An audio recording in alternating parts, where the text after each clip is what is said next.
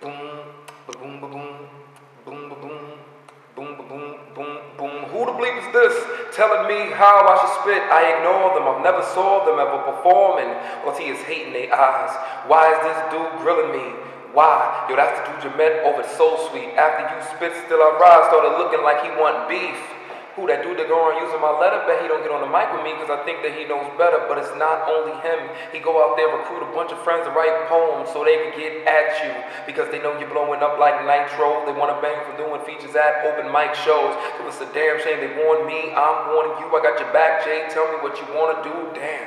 Guess I gotta smash all the haters. Damn. Guess I gotta smash all the haters. Damn. Guess I gotta smash all the haters.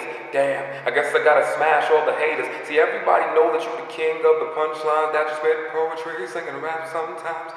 Right now you're shining brighter than the sunshine. Certified classic after people hear it one time. At first they was ignoring you, then they wanted war with you. Now they don't want no more from you. Call the coroner.